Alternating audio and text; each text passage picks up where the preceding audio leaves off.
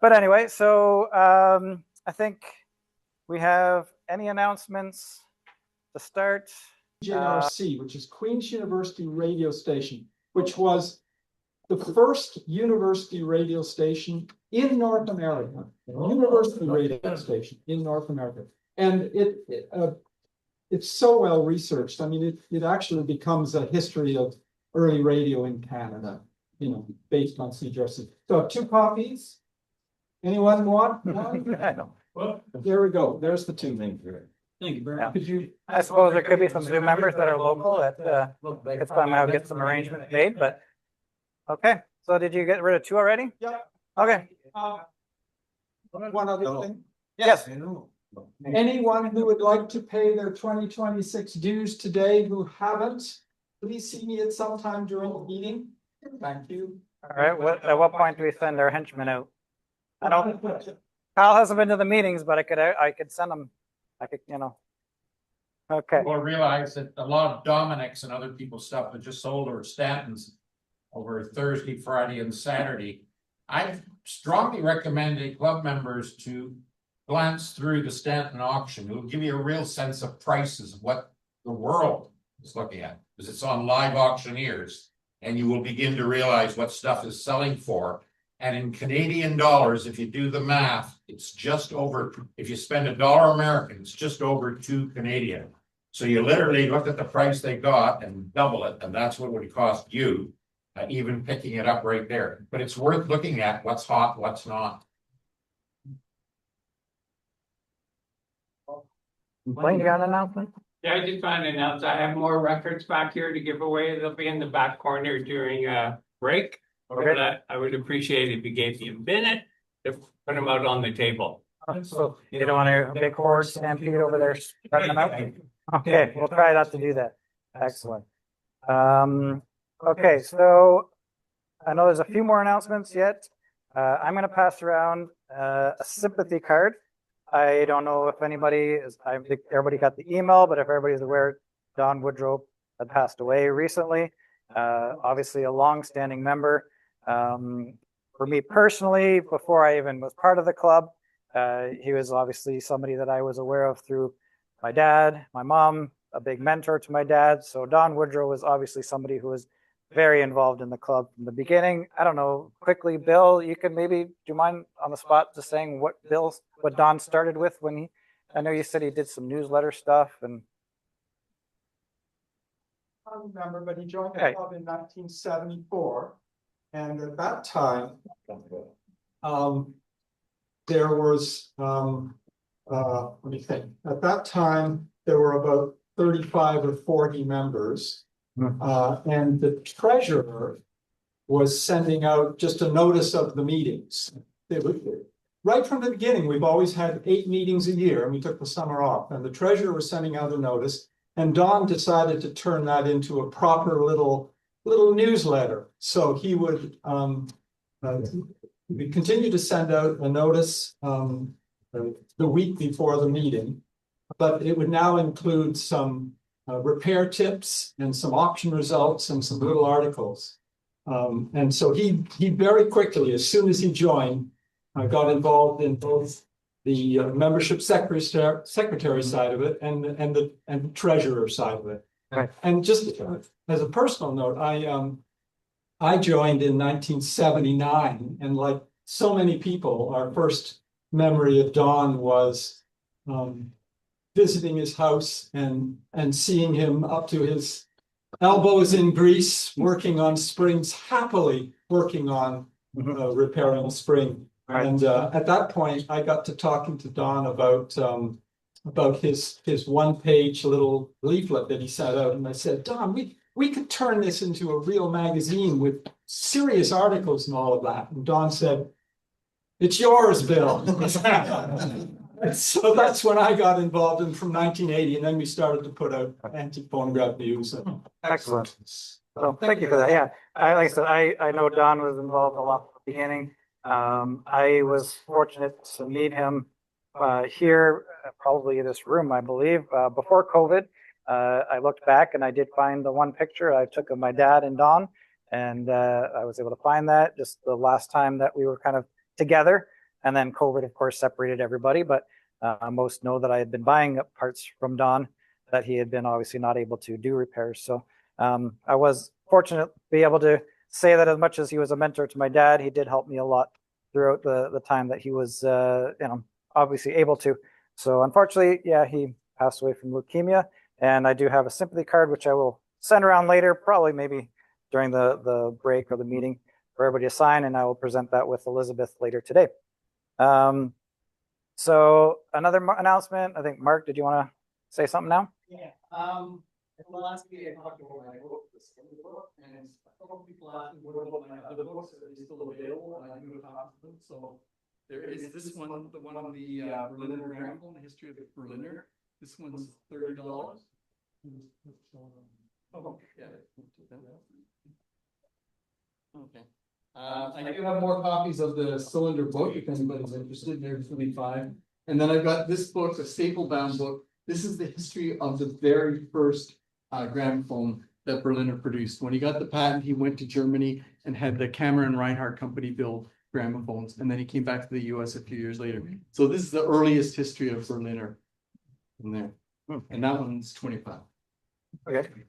And Are there multiple copies of that, or is that one? I got more at home. So if anybody can break, come up and see me and I'll show you. how about your newest book? You still got those for? Yeah, I've got those. They're 25. Okay, so they're all. How much is available that today? book? Perfect. Okay. How much is that book?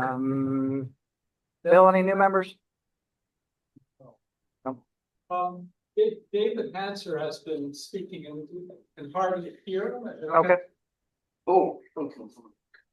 I was gonna say if there's any Zoom members, Oh, yeah. maybe mention that you're looking to stay.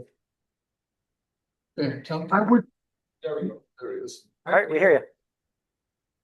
Go how ahead. much was the Berliner book? $30. And how do we get you the money, and how do you get it to us? I'll mail it to you. Just email me. And who am I speaking to? Mark, I'll send in the chat my email. Okay, Mark, thank you. Okay. By the way, the book I got from you, the first one, wow, is that a prize? Oh, thanks. I really appreciate that. Product plug. Perfect. Excellent, for sure, definitely. All right, I think we'll go ahead if you want to. Oh, hang on. Well, You talk about the program. sure, I'll mention that first. Hold that thought. So yeah, if I don't know if anybody's aware, but Alexander, who was doing the program convener, has basically said that he's unable to fulfill the duties. I believe he's got some other overseas things that he's taking on, and has not been able to maintain that role. So we kindly approached Tim, who is our presenter today, and without putting you on the spot, I believe you did say you're willing to do that role. So we're officially announcing Tim, if you can do that role. I don't know if do we need to point a camera to Tim? Does he need the spotlight, or? But yeah, or just step right in front of here. There's Tim. There he is. And I believe, Tim, you had an idea or a suggestion? Pop in front of the camera. Well, Tom, usually this is what we do, asking people if they'd like to present anything. I'd also like to ask everybody here and on Zoom if there's anything you want to learn. For example, I would love to learn more about how cylinders are actually recorded. And if somebody was able to, I'm looking at you, Mark, bring in a machine and show us how a cylinder is recorded, maybe record one in front of us, that would be great. So same things open to everybody else. If there's anything that you want to learn about, because I'm sure everybody here has lots of knowledge, we may think, well, why should I present this? Everybody already knows it. Well, not everybody knows everything. So if there's something you want to learn about, please let me know. I'll put it out to anybody. There we go. We have a request. Can anybody here do a presentation about music boxes? Mike? No? Ed? No? Well, we'll put it out there and hopefully somebody will be able to generate something for us soon. Definitely, we'll take some suggestions. Tim Street, his email Obviously in the directory, if you're looking, you can always contact him. But yeah, we're obviously looking for more suggestions for topics of meetings to come. So thank you, Tim. Okay. So Janet. All right, come on up. So we've got some announcements, and I'll let her take it away. You want some space up here? Okay. I have two announcements. One, the first one's with the 50-50 draw. Today, because it's the season, we're drawing two tickets. One is for the tool set plus 50% of the money. The other one is for a set of handmade cards that and plus 4 ornaments that were kindly donated by Dawn, who 3D printed them. And the second announcement is I'd actually like to invite Ken up here. Birthday boy. We have a presentation for Ken. Come on up here, Ken. Come on, Ken. That big mouth. What did you say to me earlier? That big mouth. I won't say his age. You yet. only get to do this once. There we go. He said it. 60, only 65 once. So But on behalf of the club, we'd like to present you with a birthday card and a cake. Oh, my God.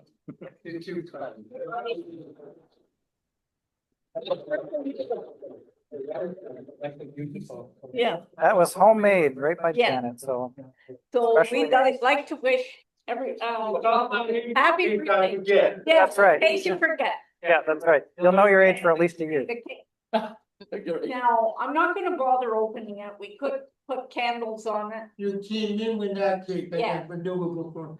Did my sister told her, Oh, not at all. Nobody told. because she threw a surprise party for me yesterday and I. Well, now we're throwing you another one. That's right. So I got very emotional yesterday. That's okay. Happy birthday to Happy you. birthday, Ken. Happy birthday. Mm. And many, many more. Yeah. That's right. Thank you. So who wants to start singing happy birthday? Ready? All right, let's go. Happy birthday to you. Happy birthday to you. Happy birthday, dear Ken. Happy birthday to you. And many. All right. Thank you. All right. Announcements, I think, are done. Do we have anybody that needs anything? The typical I need a part. I don't know how often anybody finds anything, but if anybody needs something, speak up now. Zoom, speak up if you need anything. We've lost volume on your end. Of We me? can't hear you so well. Oh. My mic isn't loud enough? Now it is. Better? It just Okay. came back. All right, we got that covered. So anybody else? For Edison Yeah. parts. Medicine parts, who's up? So that's Jeff and looking for a crank, carry handle and the top part of the crane. Somehow they got separated from my machine. Okay, On for one. Edison, which machine? Edison Home. Home, okay. Well, Edison home, I don't know if Angelo or somebody has one. I don't know if I do personally have a home crank, but, yep. I need a lid for a spring motor machine. Okay, which Got one? a great big lid, it goes over the whole thing, Okay, which, do you know which machine? spring motor, that's what it's called. Oh, 1895 spring motor. oh, okay, that's the name. All right, I'm not familiar, but yeah, okay, so. Yeah, that's the predecessor of the Triumph. Okay, okay. Do you need a lid for that? It's a predecessor. Not something I'm familiar with, okay? Sasha, I'm looking for a needle for a Brunswick that can do pape. yeah, and I think I got that for you. Got you covered. Can you repeat that? So. He was looking for a needle for the pate that can go in the alternate sauna. And I do believe I talked to Don and I've got that covered. So I think to keep things moving, I believe, did Don have some vignettes that we're gonna start off with? Hello, can I Oh. answer that first, just before you get to that? Hello? Sure. Jump in. Who's this? Yes, thank you. Somebody was asking about the top part of a Signet, I assume as a Signet horn crane. And there was a post that came up this morning and it was from, I think, George Paul. who included a picture of a couple of the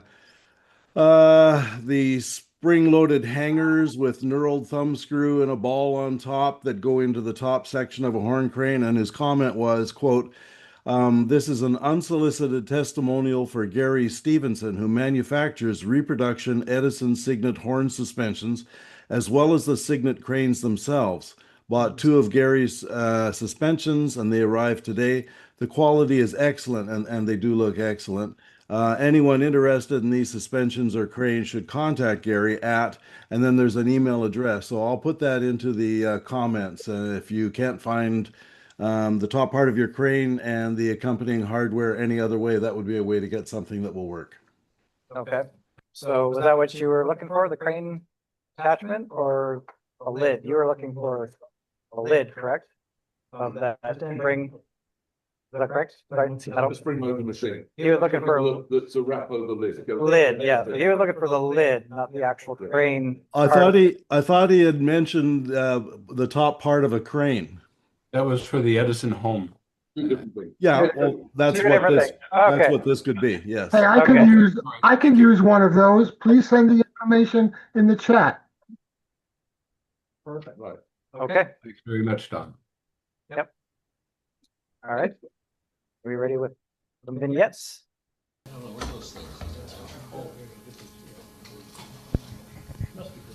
All right, hi everybody. So as before, we're going to do some film. So there's pop and popcorn for anybody who wants it. I just want to start off talking a little bit about the technology itself. So for those of us who are here in the room, we have the joy of hearing all the clicks and bangs and motors of a 40-year-old movie projector projecting a 70-year-old piece of celluloid onto a screen. People watching at home on Zoom have a slightly different experience, and it's not that great. And the reason for that is 2 entirely different generations of technology that don't really work that well together. For film, what you have is a long strip, in this case about 1,600 feet worth of celluloid with pictures on it, which go through the projector, and the mechanism stops the picture, opens the shutter, shows the picture, closes the shutter, moves down to the next one, and repeats the process. So for us, we're seeing 24 pictures in 1 second, which looks like it's moving. For a dog, it would look like a series of single flashes because their eyes process at about 60 pictures a second. Now, where it comes into a problem for people at home is we're going to be showing them the film through a video camera. And video is a totally different technology from film. It doesn't take a single picture. It looks at what it's photographing and it scans it line by line. And it goes through, I'm not sure how many scans per second to scan the whole thing, which means it will be scanning a line while the shutter's closed. So for that part on the video, it looks like there's a flicker that's moving up and down the screen because it's scanning that part while it's closed as well as while it's open. So today, this film we're showing, which is from 1957, it's called The Golden Age of Comedy. It's a documentary that was made in Hollywood about all the big slapstick stars in the early 1910s. It's a long movie, so we're only going to show half of it. We're showing one reel, 1,600 feet. If you really like it, and I hope you do, and you want to watch the whole thing, it is available on YouTube. Just look up The Golden Age of Comedy and you'll find it, and you can watch it there. And you may wonder, if you're watching it online on YouTube, why it doesn't look like it does here. That's because the people who made the recording for YouTube used a special kind of projector with a different shutter. There's different shapes that doesn't actually show the whole picture. It only shows a part of it. And it's synced to a built-in camera that records only that part while it's going through. That's what makes it look normal. That's how you scan film to video.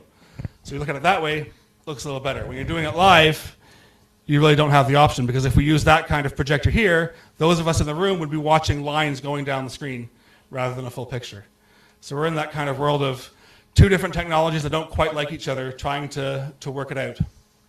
Having said that, this will probably be the last time I show a film here, only because I don't think I have anything else that would really interest this group. I mean, unless you want to learn about puberty, venereal disease, and communism, that's pretty much the rest of my collection. So most of my films I got from school boards while they were throwing them out, and it was basically the stuff that was left at the end after everybody else threw it. I think Mark was saying he got a few pictures for movies from the school board when they were getting rid of them.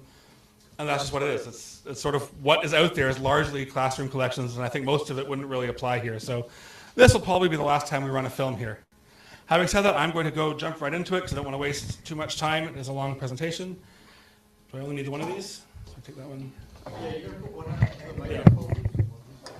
So bring one of these down to the back. So what you're going to be hearing at home, folks, is the sound not only of the actual movie being shown, but of this projector and the people sitting near to it who hopefully won't embarrass themselves.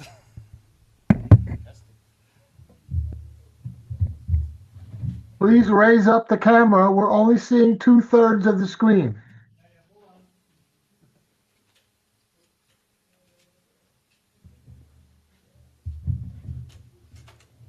You got it. There you go. Thank you. Oh, now you're moving it around and making us see it. Right there. Stop. Oh, you keep moving it. Okay, that's good enough.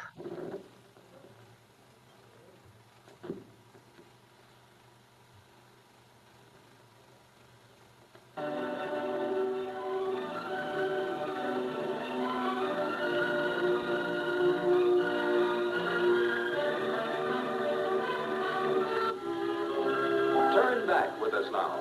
Turn back to a time when the movies were much younger, and like all youthful things, full of fun and high spirits. Down that long, dusty road, the clowns are coming. The great, voiceless, irreplaceable clowns who rock the world with laughter.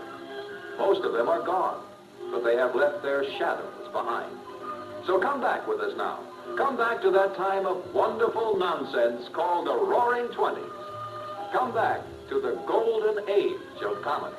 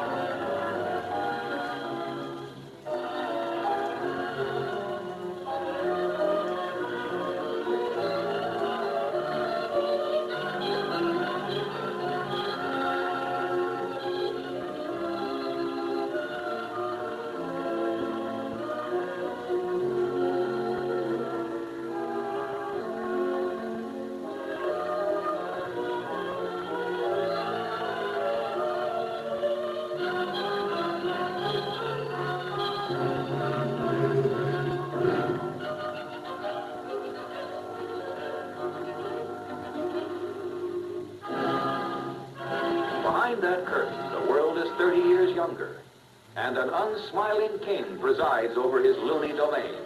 A rugged, gray-maned king who has already ridden the escalator of success from Boilermaker to chief of the first laugh factory, the father of American screen comedy, Mack Sennett. In 1924, when these only slightly exaggerated scenes were taken, the Sennett studios were already in their second decade of inspired madness. Their specialty was the delightfully improbable, like this lion in the office. Their gags were completely visual, a form of wit that has all but disappeared from the laugh, but one which experts now agree is perhaps the most imaginative and enduring comedy of all. The lion has fled the scene, and the king himself has long since retired. But movie fans still fondly remember such daring innovations as the Mack Sennett bathing beauties, in whose ranks many a star was born, and who did so much to liberate the American woman from the Mother Hubbard bathing suit.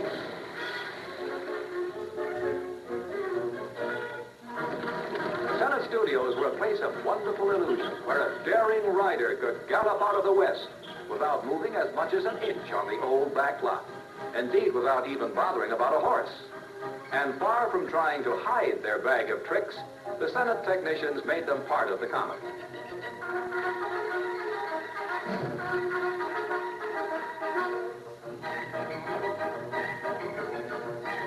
Pride of the Lot was the only revolving stage in Hollywood, a monstrous merry-go-round and treadmill which kept the scenery moving behind the comedians.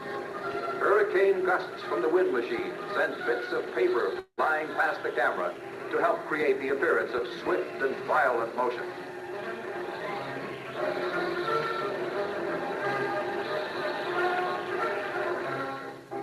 The director is Vernon Dent. The dapper man about the stages with a roving eye is Charlie Murray. But in Senate comedies, the pursuit of beauty was often interrupted by the appearance of the pursuer's wife, usually played by Louise Carver. The result, with the busy studio itself as a backdrop, is a kind of slapstick which proves that motion pictures are meant to move and that action speaks louder than words.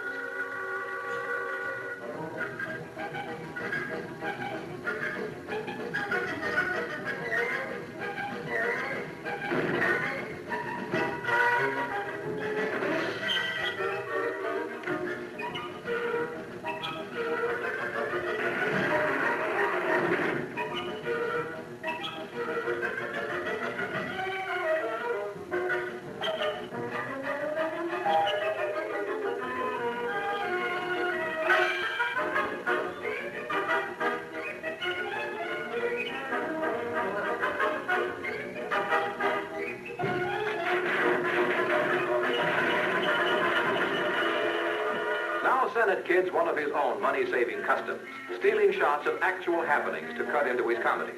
Get a load of that peekaboo lens.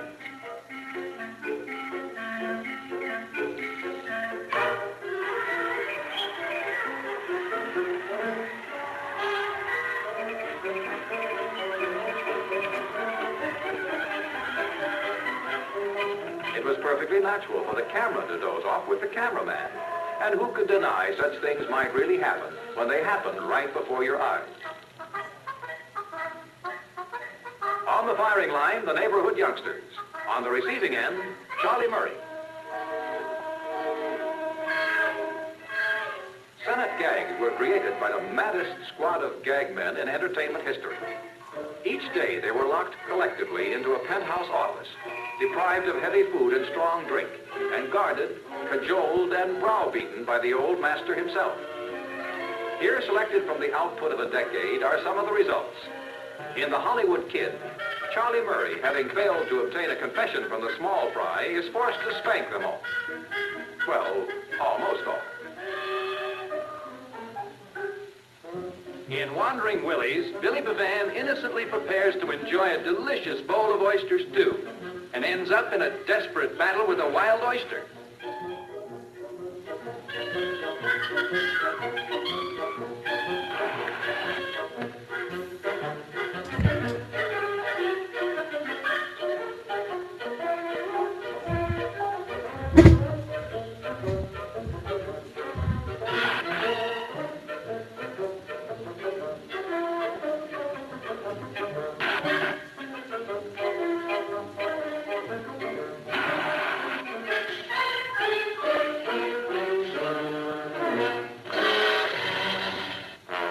Muscle-bound music in a memorable boarding house concert, Billy Bevan and Davy Morris combine rock and roll with rip and tear.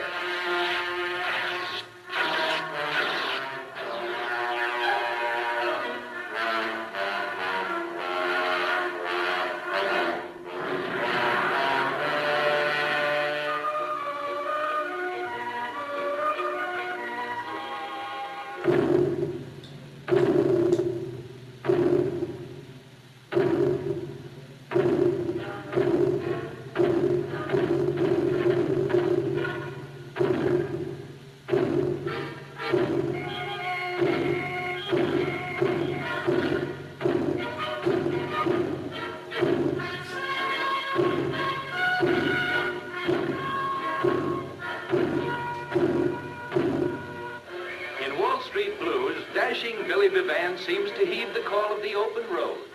But alas, fate's fickle finger has flicked him into a different role, the office janitor.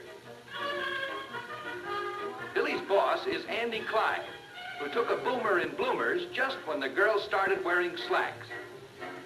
Meanwhile, Billy is cleaning up with his new superpower torpedo vacuum cleaner, originally designed to pick fat ladies off massage tables.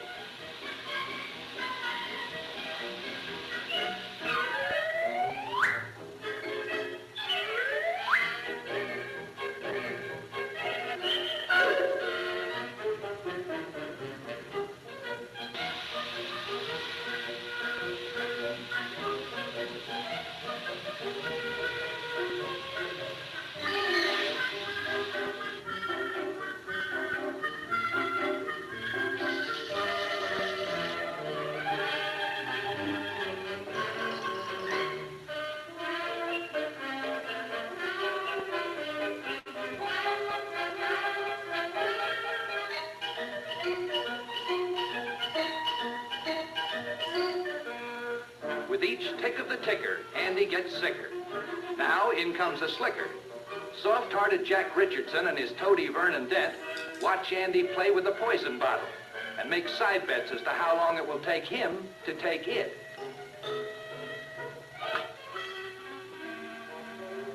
Well, that kills that bet.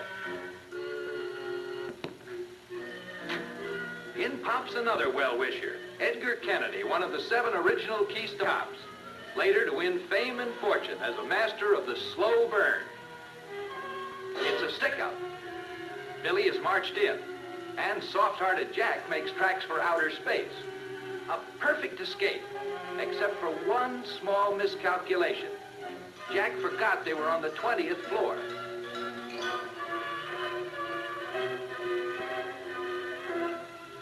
Vernon is reminded of his mother's advice. If you have a bad companion, drop it.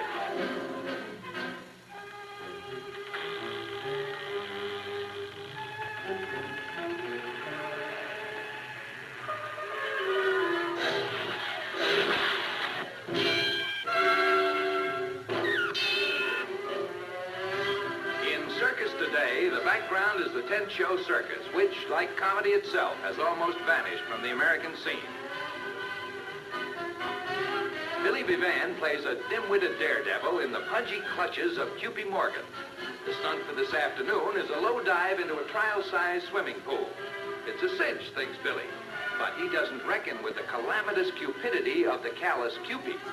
Basking in the spotlight, the blindfolded Billy's ready to go. But Cupid has to make one minor adjustment.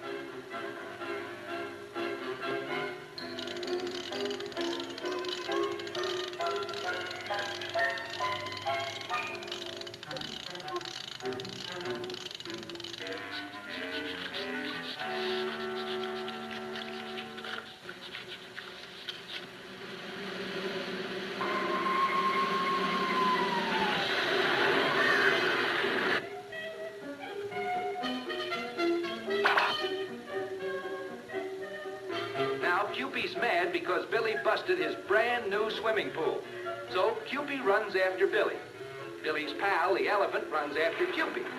And in a few split seconds, we're off with chariots, circus wagons, charging horses, toppling acrobats, panting pachyderms, and roaring lions on one of those crazy careening pursuits which became a trademark of the golden age of comedy, the chase.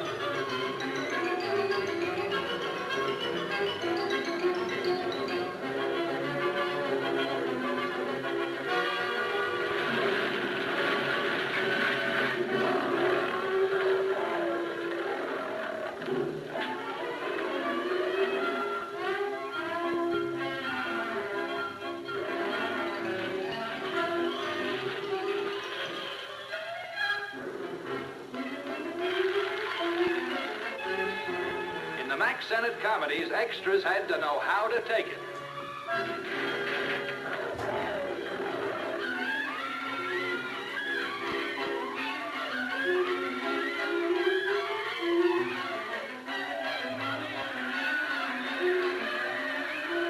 Madam Stella, the circus queen, is dressing for the matinee when her maid suddenly gives notice.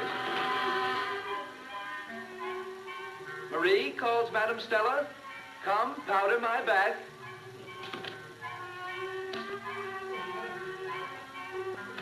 My Marie, you're rough.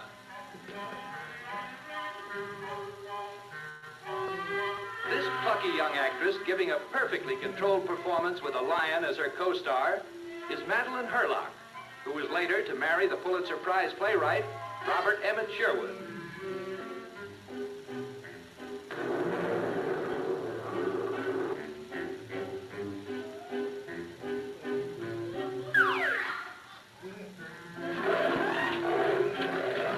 So long, Mrs. Sherwood.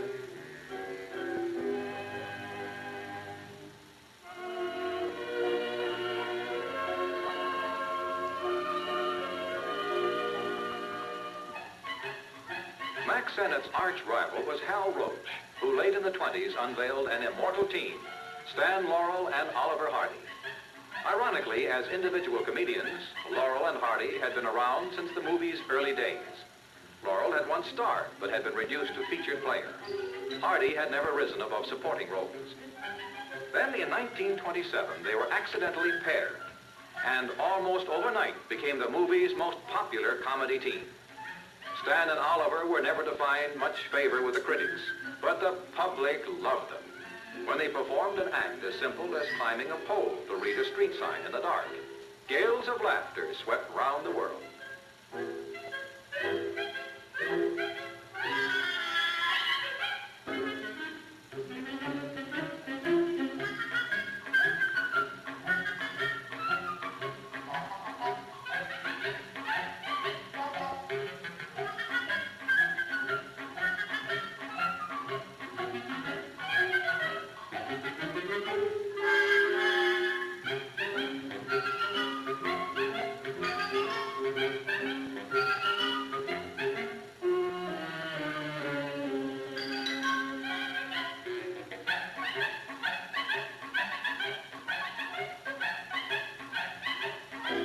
Not before or since has anyone scaled a wall like Oliver Hardy.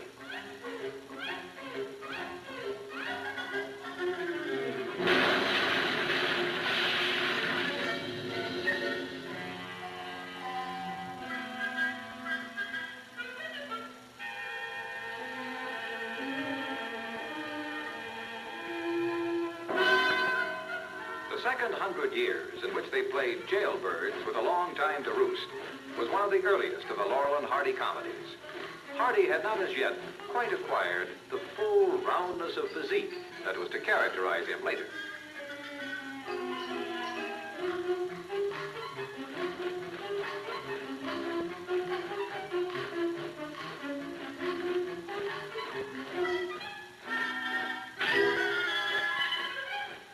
A couple of visiting painters knock off for lunch, and an idea creeps into Laurel and Hardy's minds.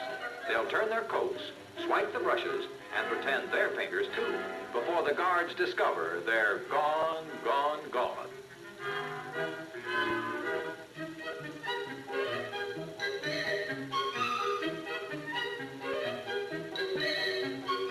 Just as freedom seems completely within their grasp, Stan and Oliver become aware of a pair of suspicious eyes. The chips are down. Their futures hang in the balance. They must prove that they're really painters. And prove it they do.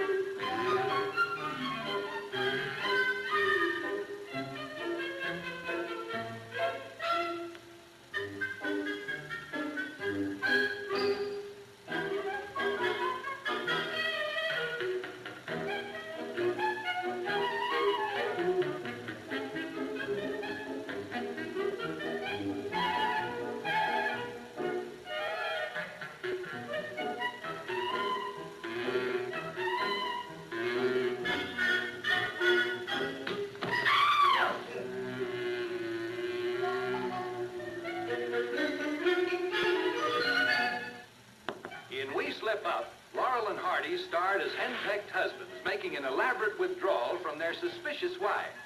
The boys have just explained that they're merely going to the picture show, and of course the wives believe their every word.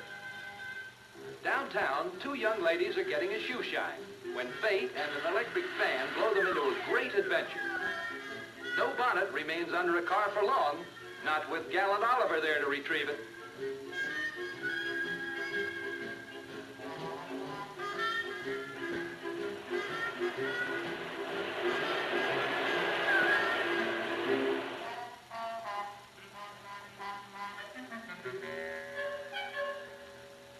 Naturally, it was no more than hospitable for the girls to invite the boys up to dry up. And in these cozy surroundings, the spirit of fun playfully raises its tousled head.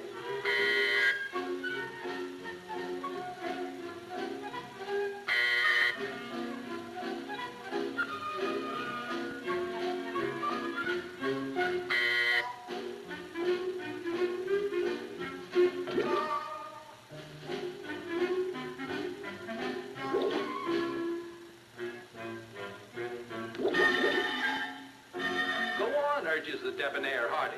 Be bohemian.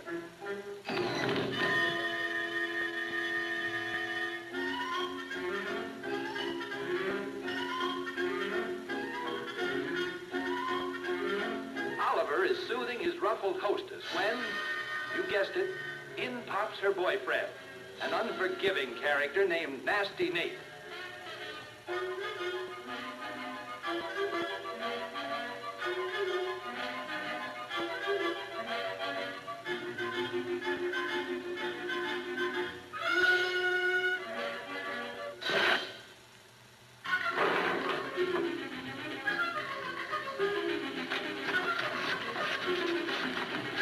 In this emotion-charged moment, who should come prancing down the street but those human bloodhounds, the wives?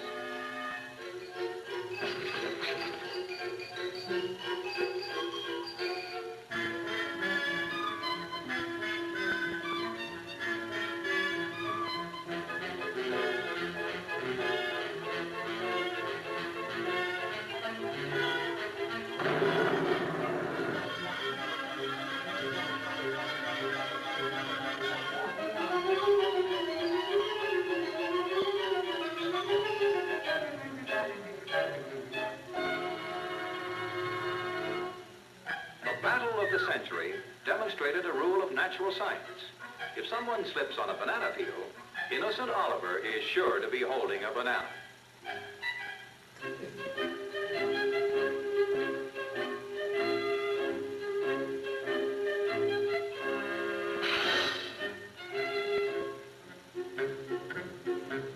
The pie in the face had been originated by Max Sennett in the earliest days of his Keystone comedies. By 1928, when this film was made, it had become a movie cliché to be avoided by the better comedy makers. Then Hal Roach produced a pie-throwing comedy to top all pie-throwing comedies. One in which every little pie had a meaning all its own, and an essentially simple act was endowed with infinite variety, like the variations on a theme in a symphony. In short, the pie-throwing comedy triumphant. This is it.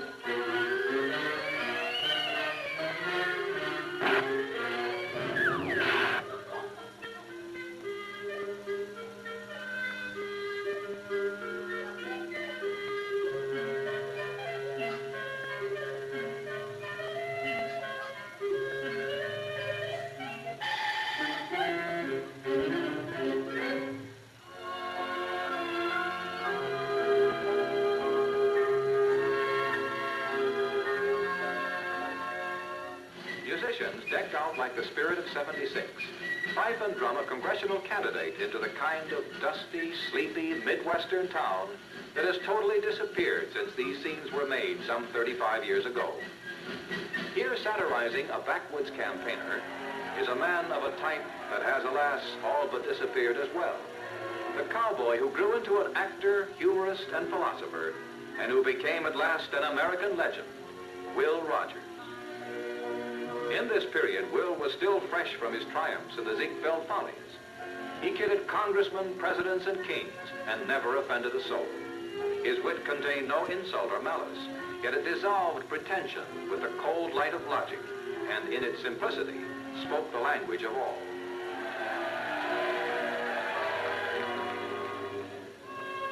In a Hal Roach comedy of 1923 called Uncensored Movies, Will Rogers portrayed a small-time lecturer exposing the behind-the-scenes secrets of Hollywood before a pop-eyed, gullible audience in some remote and forgotten hamlet. This gave Will a wonderful opportunity to parody the biggest stars of that far-off time and the most successful of the then-current pictures. Smack into Sherwood Forest jumps Robin Hood, as played by the immortal Douglas Fairbanks, who's played in turn by the immortal Will. The Fairbanks version of Robin Hood was sweeping the country, and crowds everywhere laughed at this timely spoof. But no one I guess my harder than sense Will of Rogers' humor good friend, is Douglas quite Fairbanks different. himself.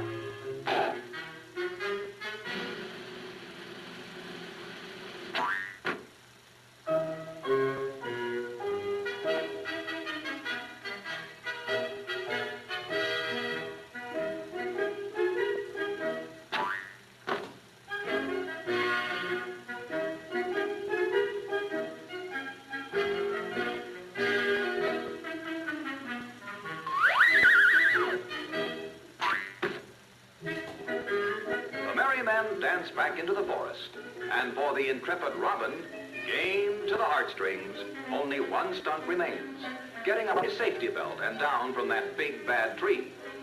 In reality, of course, Fairbanks was a great athlete, and Rogers, the ex-cowboy, was a pretty fair acrobat himself. But that just made this little scene all the funnier.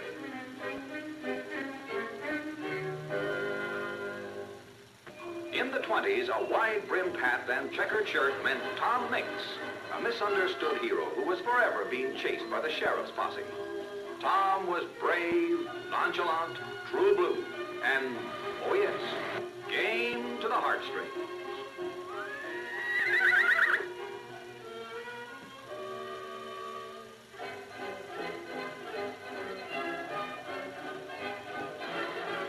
The occasional blemishes on the screen during this short sequence are not spots before your eyes. The original negative of this 35-year-old classic was already partially decomposed when it was reprinted to preserve for posterity what is probably the last existing record of Will Rogers' considerable prowess as a trick writer.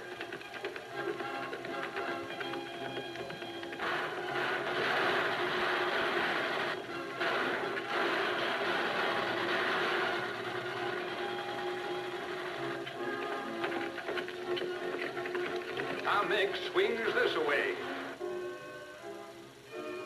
The posse swings that away and heads for Krausmeyer's Canyon, the bottom of it. At this point, Tom would have ridden into the sunset if it hadn't been the middle of the afternoon.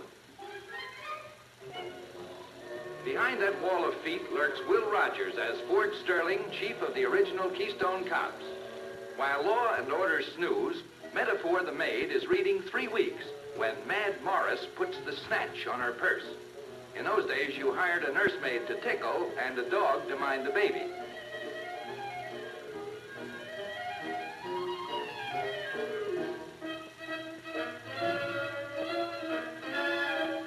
Mad Morris is gaining, so Metaphor puts in a call to the police.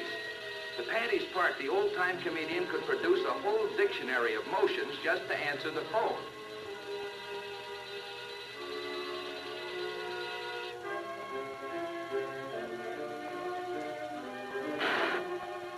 Here in reasonable facsimile come the Keystone Cops, led by their intrepid commander, brave, swift, gallant, and, you named it, game to the heartstrings.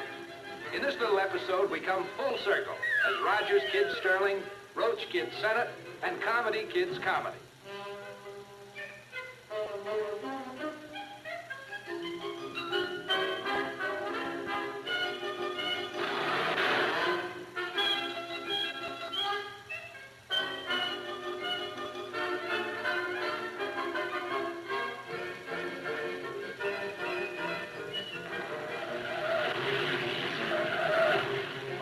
old cops were on the loose, it was no fit time for man, beast, nor bakery shop.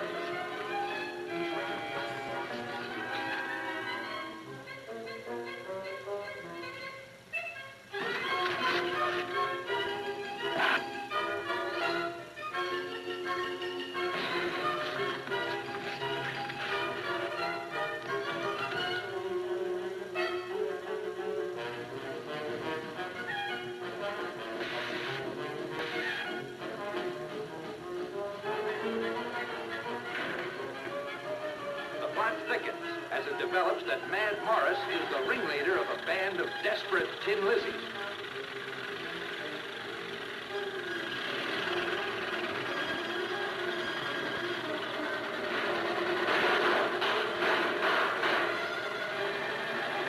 The Lizzies wheel about. In a twinkling, the pursuers become the pursued. And across a forlorn, forgotten field on a day so long ago, Will Rogers runs away into memory.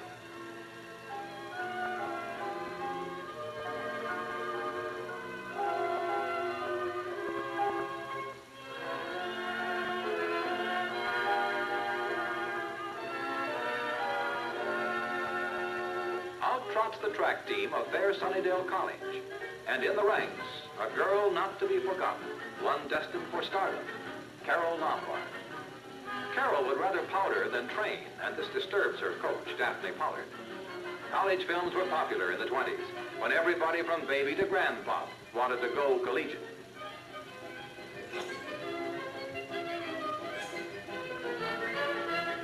The big race is announced. Proud Sunnydale's hopes are pinned on Carol. Daphne holds aloft the starting gun.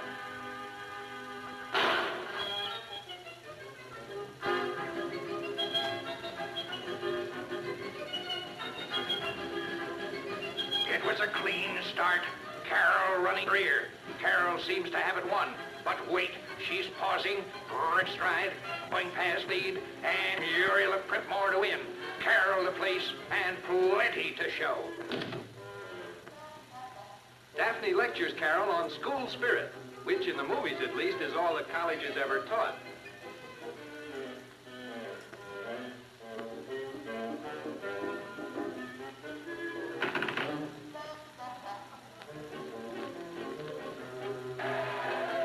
Now the final event of the afternoon with the score tied 50-50.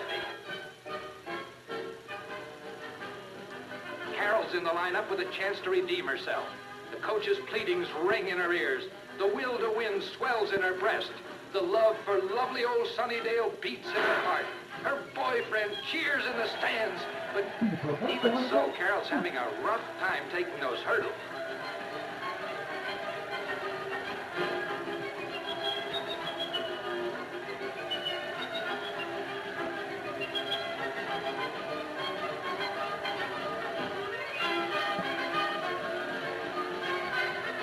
With the hurdles behind, Carol's coming fast. She's past the pack. She's neck and neck with the leader. They're matching stride for stride. Carol's edging forward, and she's over the line. The winner! Oh, what a glorious day for Sunnydale.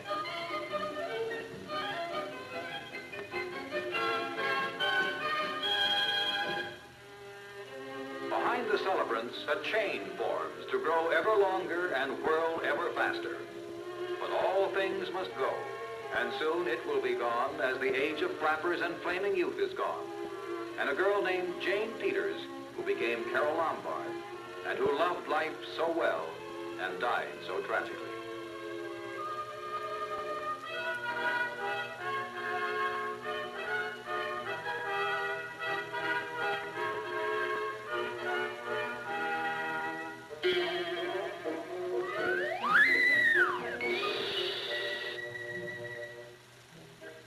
Of Broadway glow in the descending night, the Broadway of 1929. A cab pulls up before a swank hotel. Two doormen named Laurel and Hardy bobble about. But look inside that cab. Perhaps you recognize the girl. This bit player is to become one of the most publicized women in the world.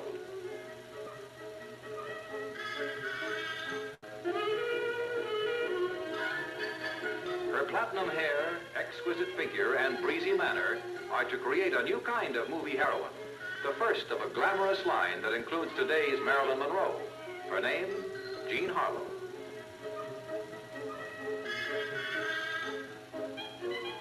Her role in this Hal Roach comedy called Double Whoopee was small, but it was a kind of role you couldn't help noticing, and she filled it so well. It provided Jean Harlow with her first real break.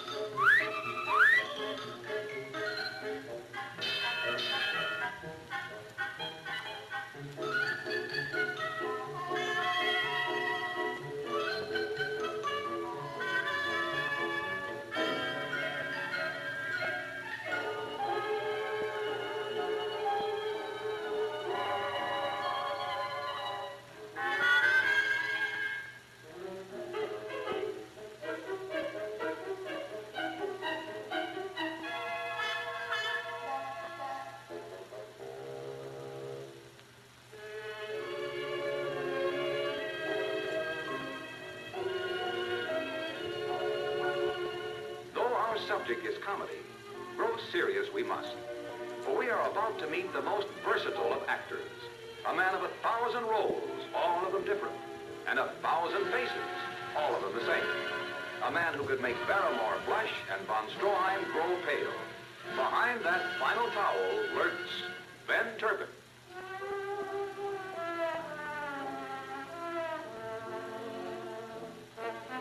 Here Turpin plays one of his most famous characterizations, that of Rodney St. Clair, the international playboy and heartbreaker.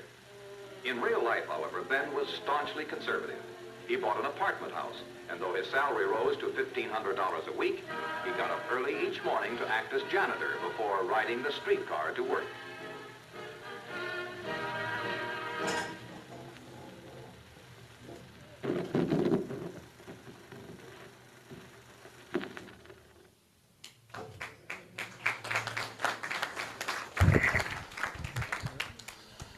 So like I said, everyone, if you go on to YouTube and look up the golden age of comedy, you can watch the other half of it. It is quite a long film. Actually, let me just grab the reel, and I'll show you all how big it actually is. Sorry.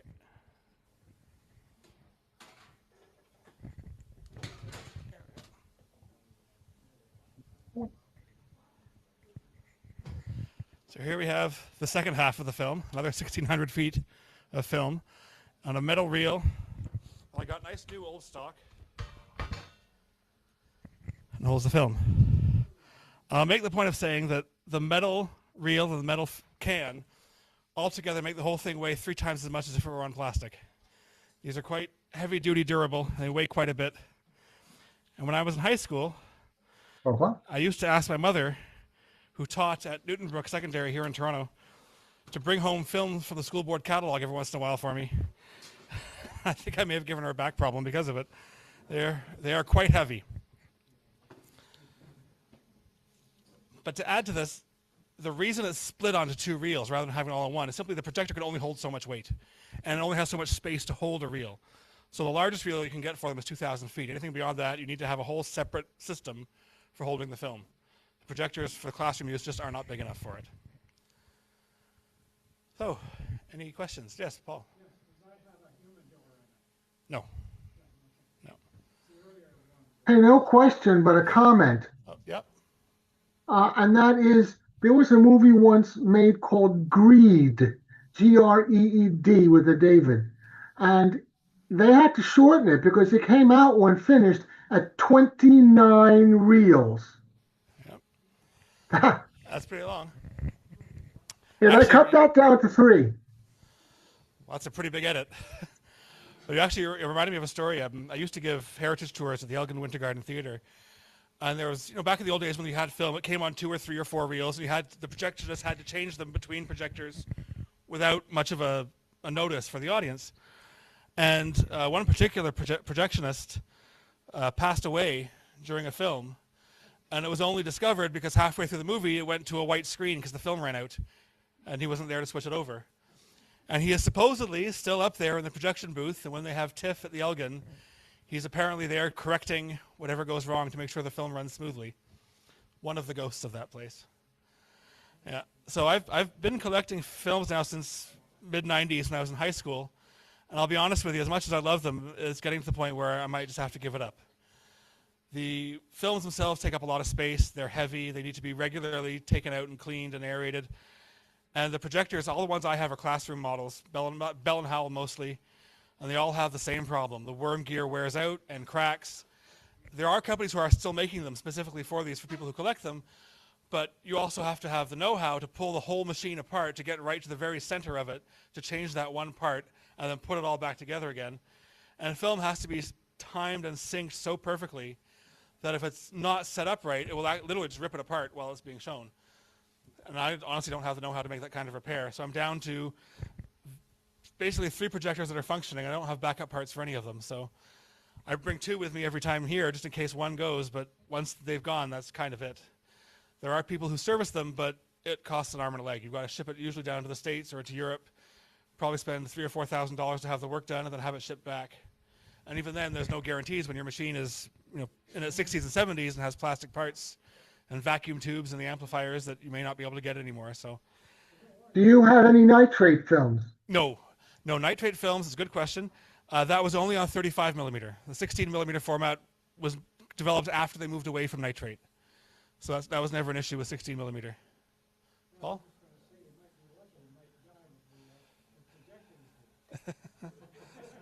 Paul just told me I might be lucky because I might die before the projectors do. So I'm not sure how to take that, but yes. Is there any problem getting the bulbs for the projectors? It depends on the projector. The older ones that use like DFY and CAW bulbs are slowly disappearing. The newer ones that use ELC, ELH are still fairly easy to find because a lot of stores still use them as part of their lighting system. So they actually have another use there. So and slide projectors still use that. The newer Bell and Howells use one called EMM EKS, which is kind of hit and miss if you can find them. But yeah, that's another factor into them. Is I've got one projector that's really nice. It's almost 100 years old. It makes a lot of noise. But the bulbs for it are non-existent. So I've got about 5 left, and once they're done, that's it. It's done. But the good thing is for people who, like us, are audiophiles, the amplifiers that we use in these projectors, especially in the 50s and 60s, are really good, top-quality amplifiers.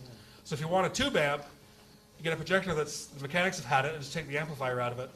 Especially the earlier ones from the 40s, like the Bell & Howell, what was it, 289 and 386. The whole amp literally just unscrews and comes out in one piece. So it's a great little backup for that sort of thing. Anything else? All right, so I guess Brian, then I guess we'll take the break now. And okay, break time. Yep. Back in half an hour. Thank you.